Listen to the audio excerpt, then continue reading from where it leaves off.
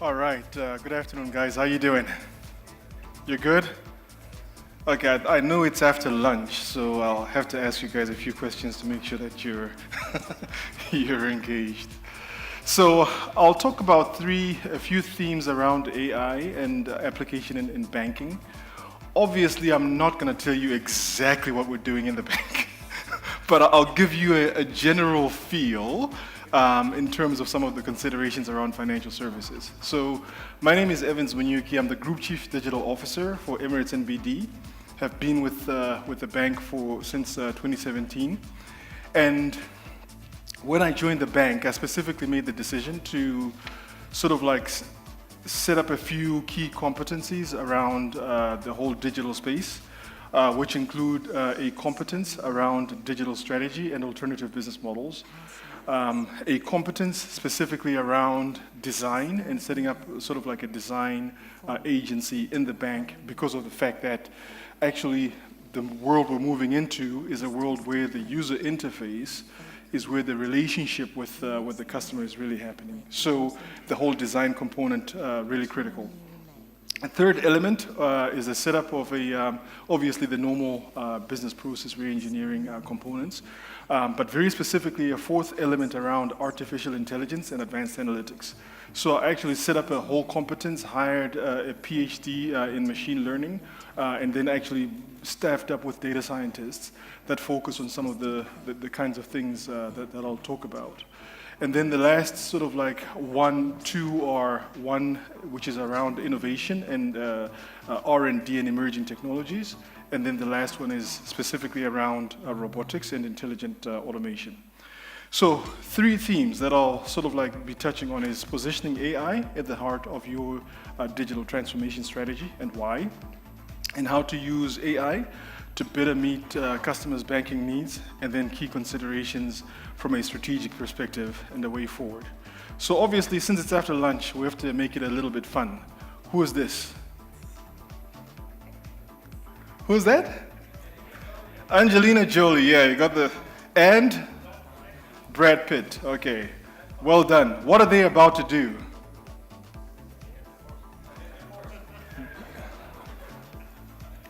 Some people say they're about to kiss, some people say they're about to get divorced. Okay, I don't know, and it's okay to say I don't know what they're about to do. Okay, who's this? Ah, very good, very good, very good. So this is Kit, right? Does everybody remember Kit? Knight Rider, first episode, September 26th, 1982. 36 years ago. Can you guys imagine that? 36 years ago, and this was Kit. I think what's really fascinating when you look at the story of Kit and the whole story of Knight Rider is the amount of kit that Kit had. So check out Kit's dashboard, 36 years ago. Really impressive.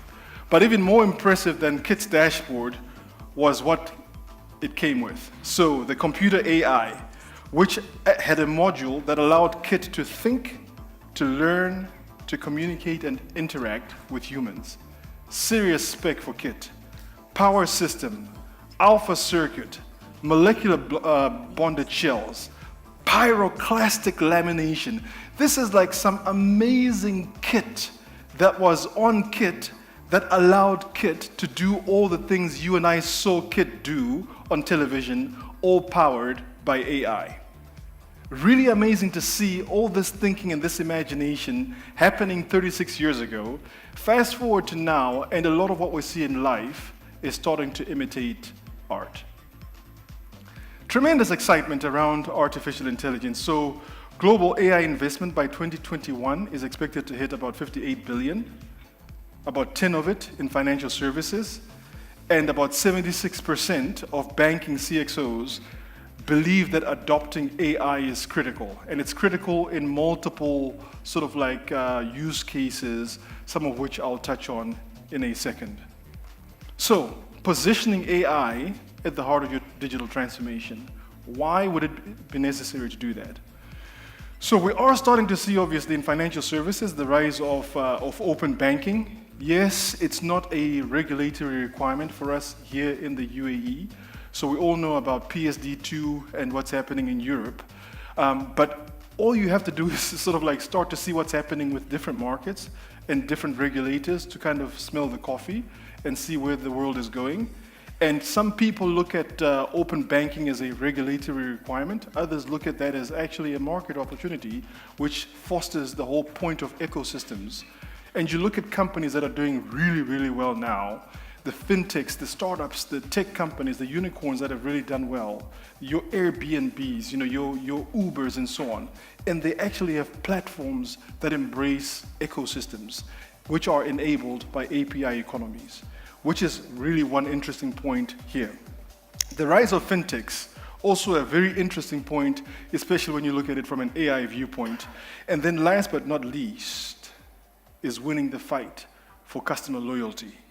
Who will own the customer? And how do you own the customer?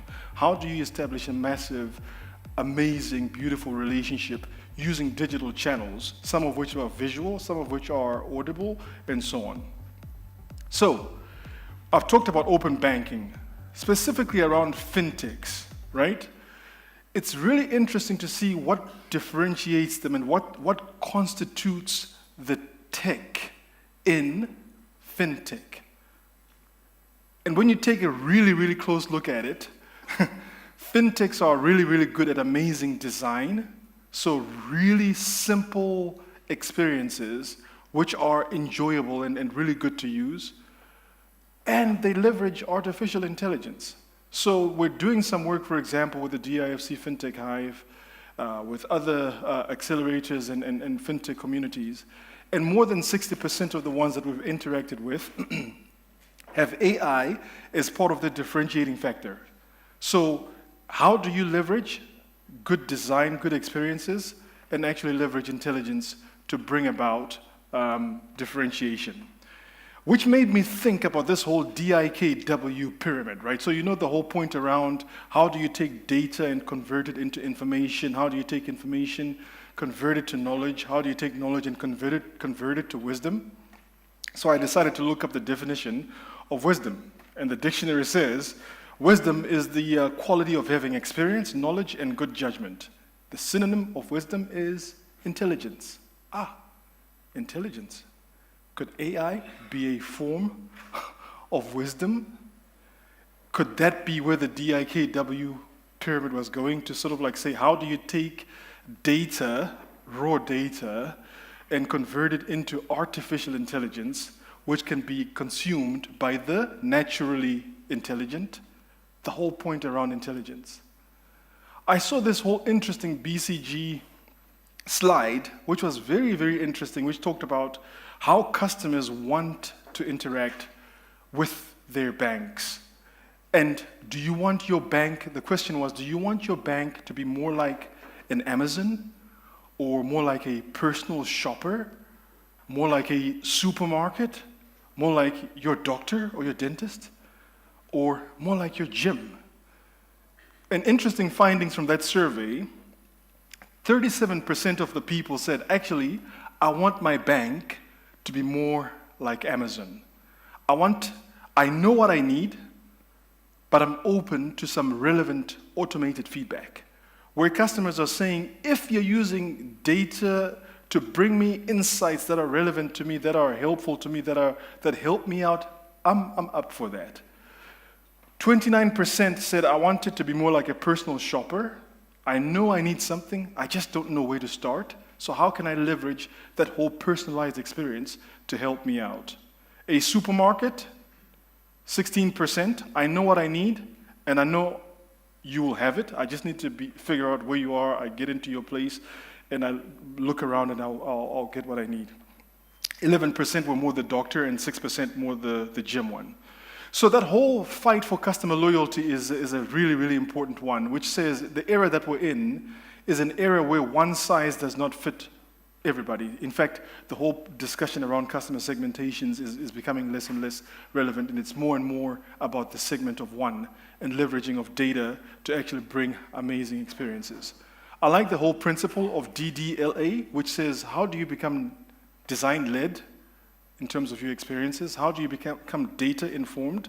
and actually use data to hyper-personalize the experiences? How do you become lean in your processes and agile in your execution? In fact, you talk about data and DIKW, and you talk about the whole element of AI.